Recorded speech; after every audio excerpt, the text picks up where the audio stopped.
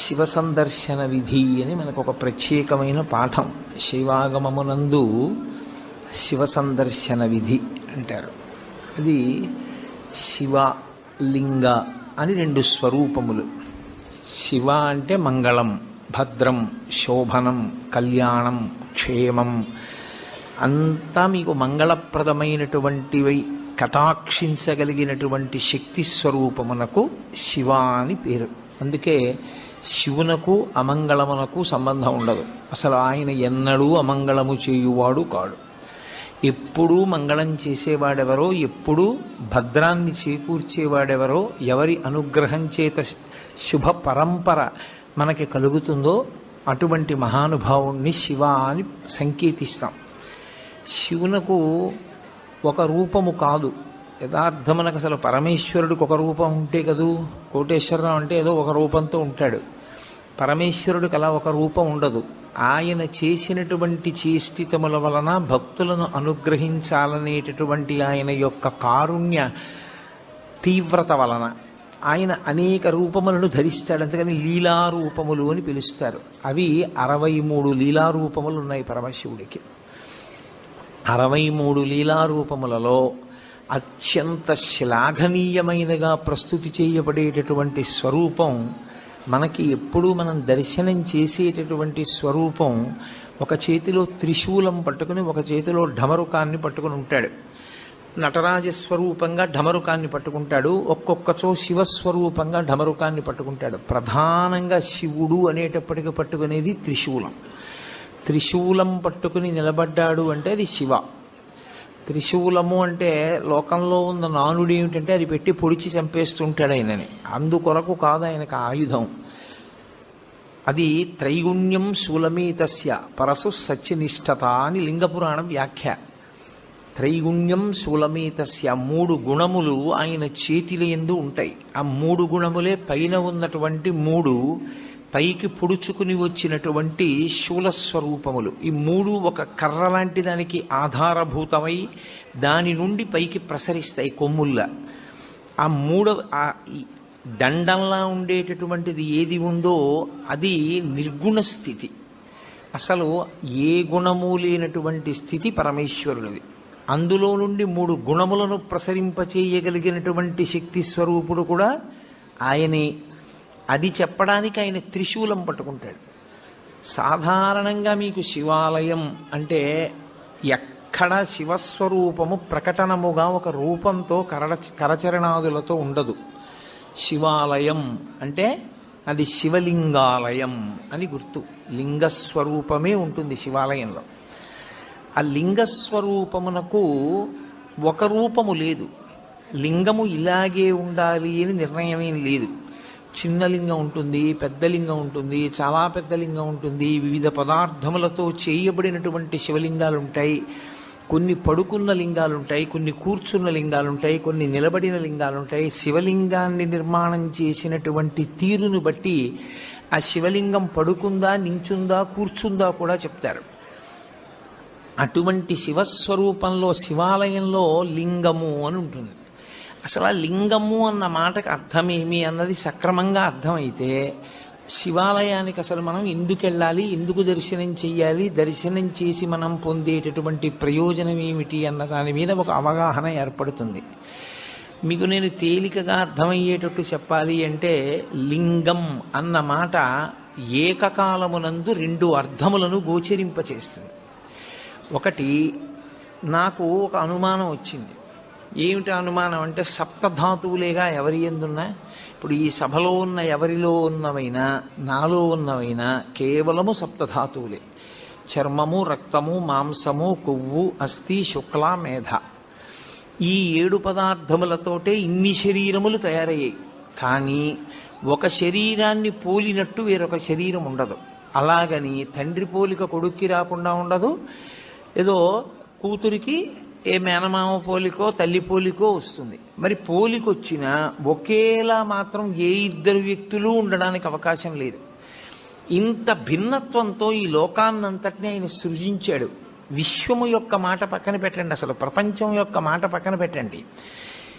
ఒకే వ్యక్తినే తయారు చేస్తున్నాడు ఆయన, మనుష్యుణ్ణి తయారు చేస్తున్నాడు. అందరికీ 2 కళ్ళు పెట్టాలి, అందరికీ ఒక ముక్కు పెట్టి 2 కన్నాలు పెట్టాలి, అందరికీ 2 చెవులు పెట్టాలి, అందరికీ నోరు పెట్టాలి, అందరికీ నుదురు పెట్టాలి, జుట్టు ఉంచాలి. కానీ 1,00,00,000 మంది వ్యక్తుల్ని ఏకకాలంలో చూసినా ఒక వ్యక్తిలా వేరొక వ్యక్తి ఉండకూడదు. ఇంత నిర్మాణ దక్షతతో ఇంత గొప్పగా అదే పదార్థములతో ఇంత భిన్నత్వాన్ని తీసుకొచ్చేటట్టుగా చెక్కిన శిల్పి ఎవరు నాకు చూడాలనిపించింది అనుకోండి. నేను ఎక్కడో అక్కడ చూడాలి కదూ, వాడిని చూడాలని నాకు ఆతృత పుట్టింది. ఏదో మనం బదరీ వెళ్ళాలనుకున్నట్టు, కేదారం వెళ్ళాలనుకున్నట్టు, అరుణాచలం వెళ్ళాలనుకున్నట్టు ఆయన ఒక్కసారి చూద్దామని అనిపించింది అనుకోండి. అప్పుడు ఆయన లింగస్వరూపంతో ఉంటాడు. ఎందుకు లింగస్వరూపంతో ఉంటాడంటే, ఆ చెక్కినటువంటి వ్యక్తి ఉన్నాడే, ఈ లోకమునంతటినీ కూడా సృజించిన వాడు ఉన్నాడే, వాడు నిర్మించి విడిచిపెట్టలేదు. వాడు దీని వృద్ధికి నాశనానికి కూడా కారణమవుతున్నాడు. కొన్నాళ్ళు పెరగాలి జీవులన్నీ, పెరిగిన జీవులు లయమైపోవాలి, లయమైపోయినప్పుడు ఈ భూమి మీదే పడిపోవాలి, భూమిలోనే కలిసిపోవాలి.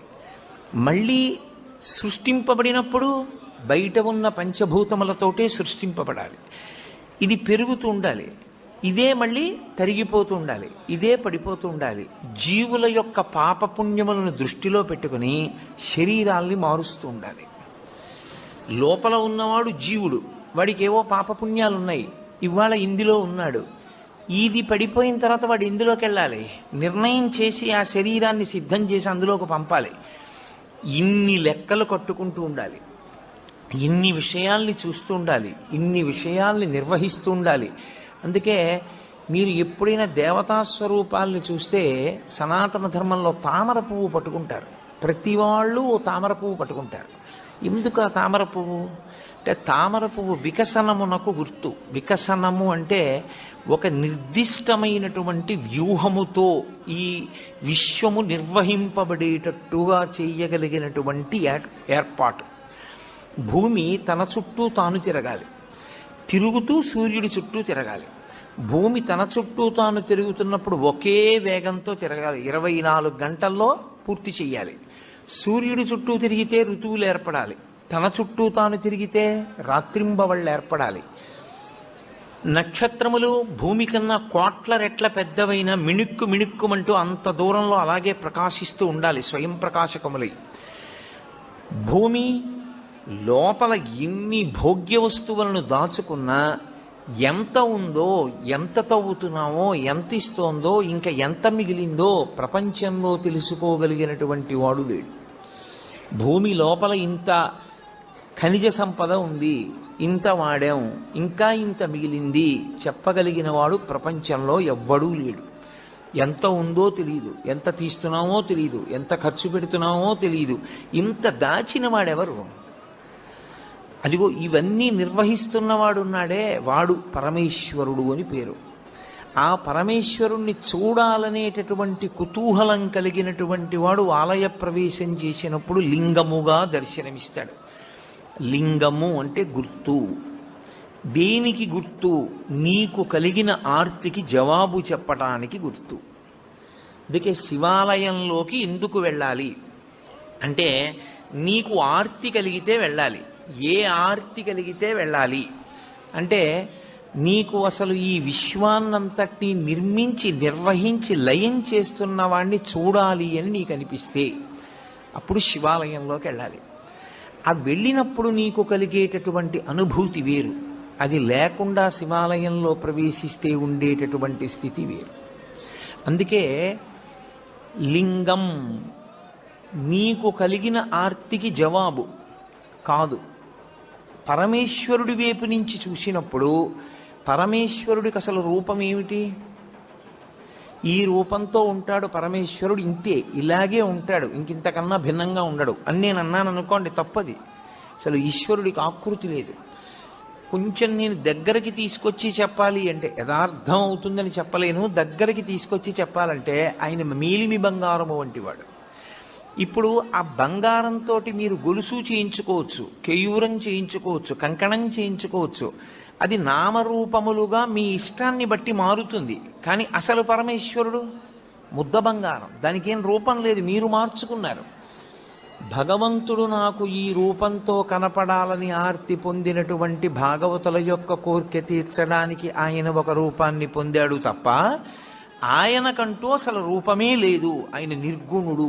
అందుకే వేదాంత డిండిమం చేస్తూ శంకరాచార్యులు వారు అంటారు, పీఠం అంబమయం సర్వం శివలింగైశ్చ చిన్మయం సాకారంచ నిరాకారం నిర్గుణంచ గుణాత్మకం తత్వం తత్పరమం బ్రహ్మ ఇది వేదాంత డిండిమహ అంటారు.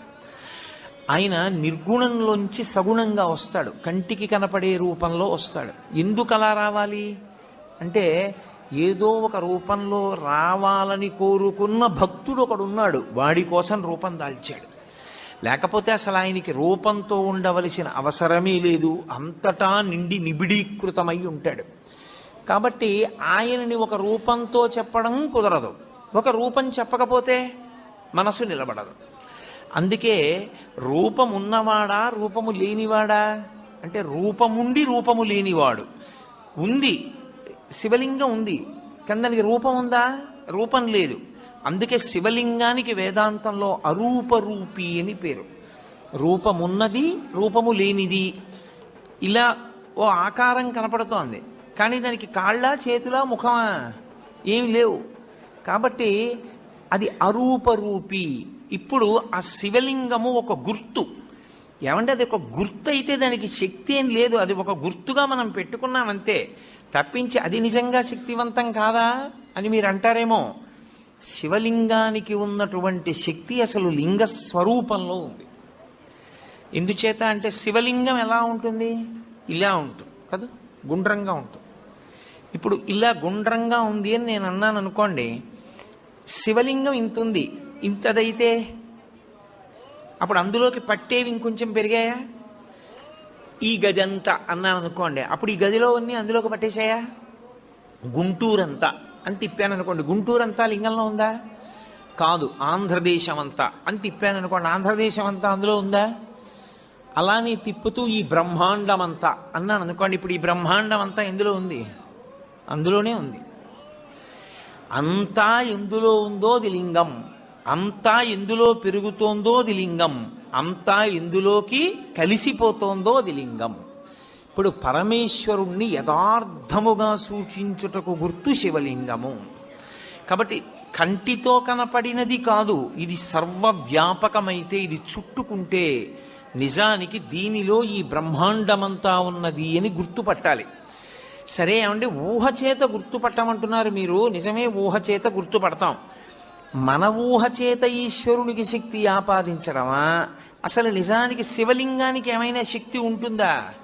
అక్కడ ఓ శివలింగం ఉందనుకోండి, ఇప్పుడు ఇక్కడ శివాలయంలో శివలింగం ఉంది, ఆ శివలింగానికి శివలింగంగా ఏమైనా శక్తి ఉంటుందా? నా ఊహ చేత నేను అలా ఆలోచించడమేనా అంటే శివలింగమునకు 5 ముఖములు ఉంటాయి. 5 ముఖములతో ఉంటుంది. ఏది ముఖము అంటే మీరు ఎటు విభూతి రాసి బొట్టు పెడితే అది ముఖం.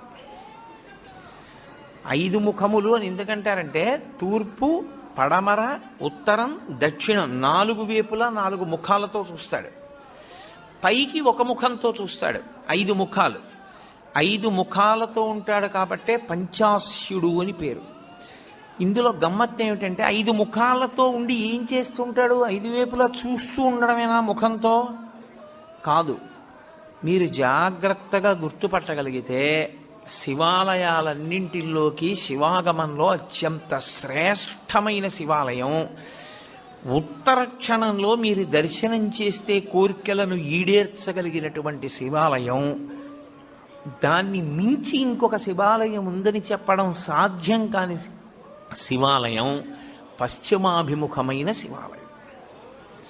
అంటే మీరు లోపలికి ప్రవేశించినప్పుడు ఆలయంలో శివలింగం పశ్చిమ ముఖాన్ని చూస్తే దాన్ని సద్యోజాత శివాలయము అంటారు. అది సద్యోజాత ముఖంతో చూస్తోంది. అది శివాగమంలో అన్ని శివాలయాల్లోకి శక్తివంతమైన శివాలయం అదే. ఈశ్వరుడు తూర్పుకి ఒక ముఖంతో చూస్తాడు, దాన్ని తత్పురుష ముఖము అంటారు. ఇప్పుడు ఇక్కడ ఉండే శివాలయంలో ఉండే శివలింగం తూర్పుని చూస్తోంది. తూర్పుని చూస్తోంది అంటే దాని ఉద్దేశ్యం ఏంటంటే, మీరు లోపలికి వెడుతున్నప్పుడు దేవాలయం కట్టినప్పుడు రాజద్వారానికి ఎదురుగుండా దాని ముఖం తూర్పు వైపుకుంటుంది. తత్పురుషము అంటారు. ఈ తత్పురుషం వైపు చూసేటటువంటి ముఖం, తత్పురుషమని పేరున్న ముఖం తూర్పుకి చూస్తే అది తిరోధానాన్ని చేస్తుంటుంది. తిరోధానము అన్న మాటకు అర్థం ఏంటంటే చీకటిలో ఉంచుతూ ఉంటాడు. ఆ ముఖంతో తెలియనివ్వడు. మాయాస్వరూపుడై లోకమునకు జ్ఞానము లేకుండా చెయ్యగలిగినటువంటి ముఖమునకు తత్పురుష ముఖమని పేరు. అది మాయ కమ్మిస్తూ ఉంటుంది అందరి మీద. నేను దాని గురించి మీతో బాగా ప్రస్తావన చేసే ప్రయత్నం 5వ ముఖం చెప్పినప్పుడు చెప్తాను, అప్పుడు మీకు తేలికవుతుంది. ఒక శివాలయంలో ప్రదక్షిణానికి మీరు వెళ్ళినప్పుడు మీరు మిగిలిన శివాలయాల్లో మిగిలినటువంటి ఆలయాల్లో ఎలా ప్రదక్షిణం చేస్తారో అలా చెయ్యడాన్ని అంగీకరించదు శైవాగమం. అసలు దక్షిణం అన్న మాట ఎక్కడి నుంచి వచ్చింది అని అడిగారు.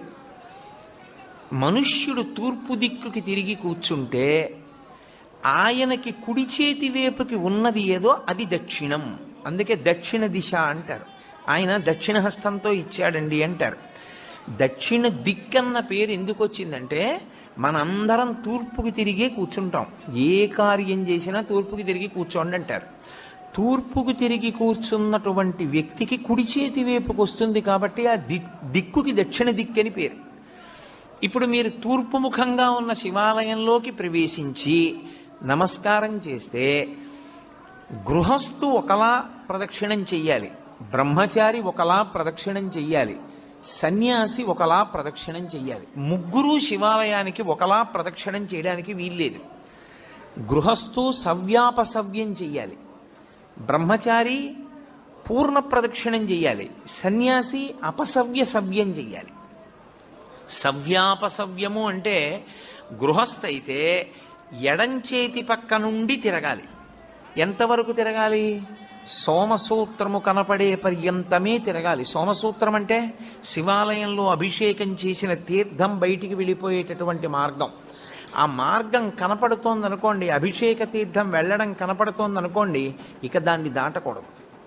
గృహస్థు అక్కడ వరకే వెళ్ళి వెనక్కి తిరిగిపోవాలి. ఎక్కడ వరకు మళ్ళీ వెనక్కి తిరగాలి అంటే చండీశ్వర స్థానం వరకు తిరగాలి. చండీశ్వర స్థానం వరకు వెనక్కి వచ్చి మళ్ళీ వెనక్కి తిరిగి శివాలయంలోకి వెళ్ళాలి. అది గృహస్థు ప్రదక్షిణం. బ్రహ్మచారి అయితే, ఇప్పుడు నేను నా కొడుకు కలిసి శివాలయంలోకి వెళ్ళాము, సోమసూత్రం పైకుంది, నేను ఈ గుళ్ళోకే వచ్చాను అనుకోండి, కాసేపు తూర్పు ముఖంగా ఉన్న ఆలయానికి నమస్కారం చేసి ఎడం వైపు నుంచి వెళ్ళి ఎడమవైపు నుంచి నేను గుడికి ఇలా తిరిగాను. ఎడం వైపుకి గుడి ఎటుంటుంది? నా కుడి భుజం వైపుకుంటుంది.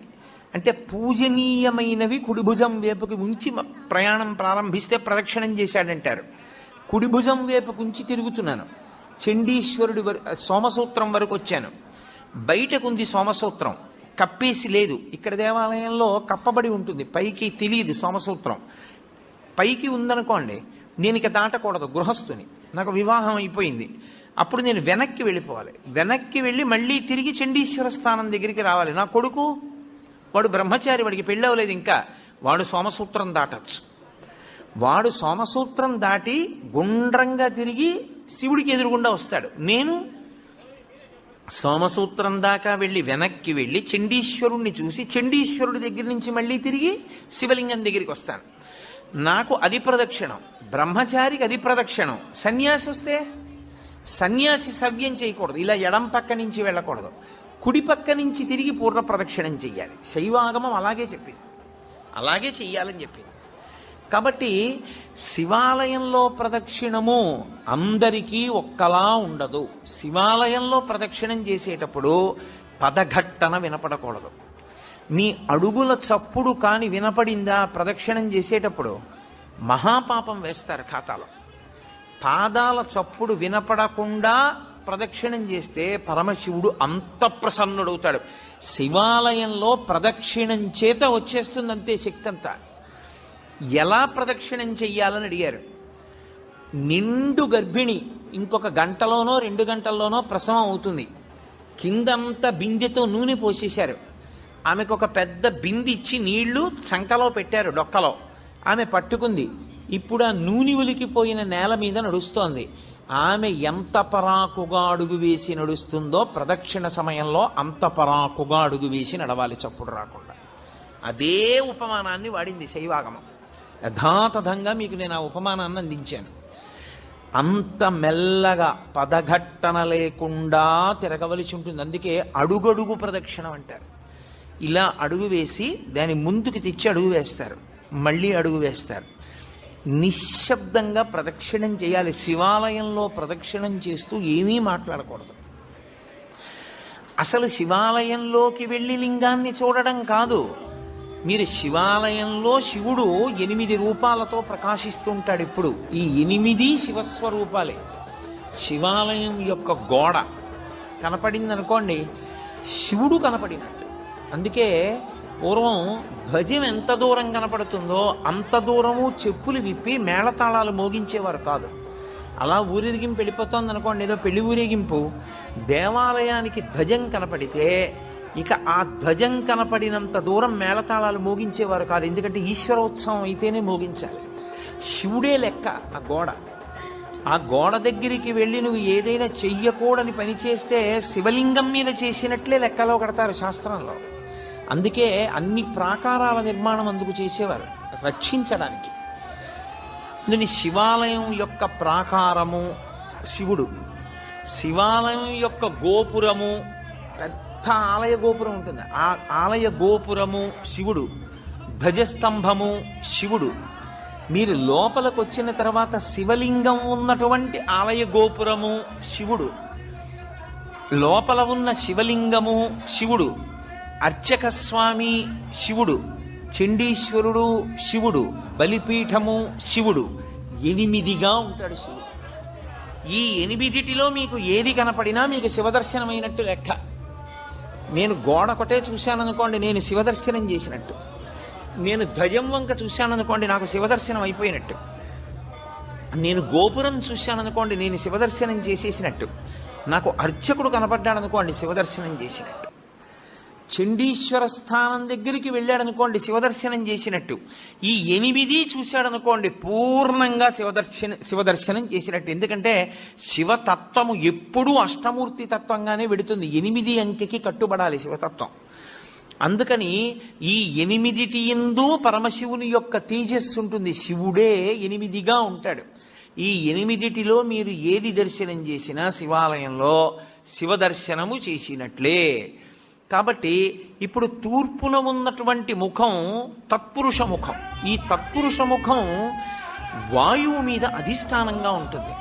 ఉండి లోకమునంతటినీ తిరోధానం చేస్తూ ఉంటుంది. తిరోధానము అన్న మాటకు అర్థం మీకు నేను బాగా తర్వాత చెప్తాను. మీరు ప్రదక్షిణం చేస్తూ ఇలా ఎడం పక్కకు వస్తే దక్షిణ దిక్కు వస్తుంది. దక్షిణాన్ని చూస్తూ దక్షిణామూర్తి ఉండాలి శివాలయంలో. శివాగమంలో దక్షిణాన్ని చూస్తూ దక్షిణామూర్తి ఉండకుండా శివాలయం కట్టకూడదు. ప్రదక్షిణం చేసేటప్పుడే దక్షిణామూర్తి కనపడాలి. దక్షిణామూర్తి దక్షిణాన్ని ఎందుకు చూస్తాడంటే ఆయన మృత్యుంజయుడు. ఆయన ఉత్తరాన్ని కూర్చుని దక్షిణాన్ని చూస్తాడు. మృత్యువును గూర్చినటువంటి భయము లేనివాడాయన.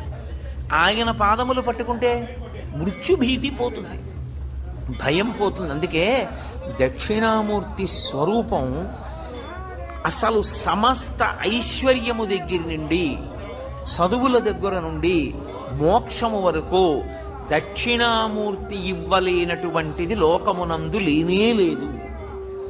అసలు మీకు నేను ఒక గొప్ప రహస్యం చెప్తాను. ధ్యానం చెయ్యడానికి అత్యంత యోగ్యమైనటువంటి స్వరూపం ఏదో తెలుసా? చాలా గొప్ప స్వరూపం దక్షిణామూర్తి స్వరూపం. నేను హైదరాబాద్లో ఉపన్యాసాలు చెప్పేటప్పుడు ఉదయం వేళ దక్షిణామూర్తిని ఎలా ధ్యానం చెయ్యాలి అన్నది దాదాపు 10 రోజులు ఎంతో ప్రతిరోజు తరగతులు నిర్వహించాను. దక్షిణామూర్తిని కానీ మీరు ధ్యానం చెయ్యగలిగితే మీకు ఏది అభ్యున్నతిని కల్పిస్తుందో అవన్నీ మీకు ఈశ్వరుడు ఇచ్చేస్తాడు. ఆయన ధ్యానం చాలు. అంత మంగళప్రదమైన స్వరూపం, అంత అందమైన స్వరూపం, అంత సౌమ్యమైన స్వరూపం ధ్యానానికి వేరొకటి ఉండదు. అత్యంత ఆకర్షణీయమైన మూర్తి నటరాజు, అత్యంత మంగళప్రదుడు, ధ్యానయోగ్యుడు దక్షిణామూర్తి. అందుకే ప్రపంచం అంతటా కూడా నటరాజ విగ్రహాలు ఎత్తుకుపోతారు. పాశ్చాత్య దేశాల్లో నటరాజ విగ్రహాలు కొంటుంటారు. ఎందుకో తెలుసా?